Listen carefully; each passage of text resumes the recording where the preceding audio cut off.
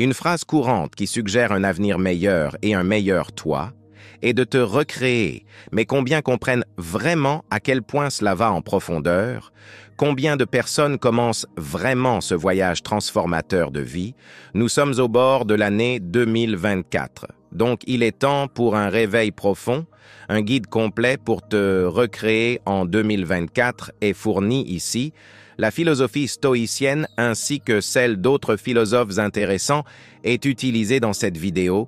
Imagine une vie où les opinions des autres ne t'affectent pas et le bruit de la société n'a pas d'importance. L'art de ne pas se soucier est ce dont nous allons parler en premier. Ce n'est pas l'ennui, c'est la liberté où tu deviens le centre de ton propre monde et tu ne te soucies pas de ce qui se passe autour de toi. Dans ce monde, les gens n'essaient pas d'être heureux, c'est juste là, prêt à être réalisé, mais si tu ne te soucies vraiment pas de ce qui est à l'extérieur, tu dois regarder à l'intérieur. L'art de l'égoïsme est discuté ici avant de te mettre en colère contre le mot égoïste.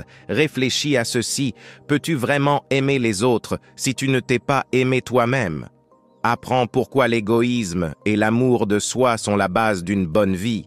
Maintenant que tu as une meilleure idée de qui tu es, parlons de l'une des quêtes humaines les plus profondes. Trouver ton propre sens dans un monde plein de chaos. Un but d'ancrage peut t'aider à voir le chemin. Il ne s'agit pas de trouver un sens, il s'agit de le créer, de faire une vie si pleine que chaque souffle est un reflet de qui tu es. La dernière partie de notre voyage est le stoïcisme, une vieille philosophie qui est encore très utile aujourd'hui.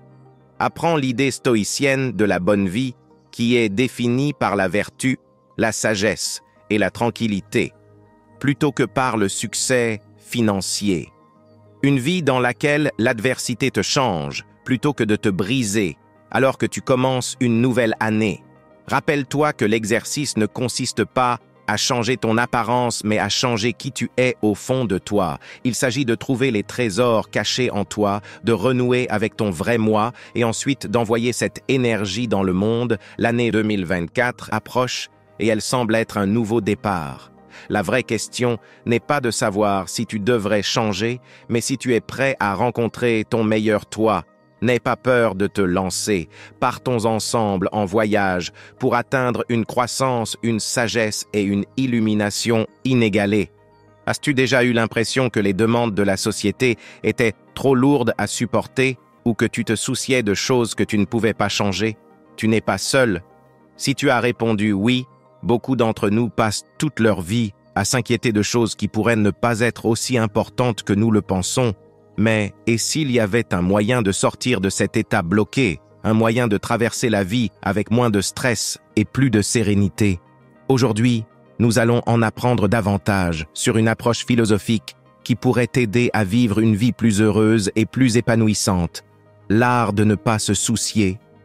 Cette approche ne consiste pas à ignorer ou à ne pas se soucier des autres, mais à mettre nos soins et notre attention là où cela compte, sur les choses que nous pouvons contrôler et à laisser aller le reste.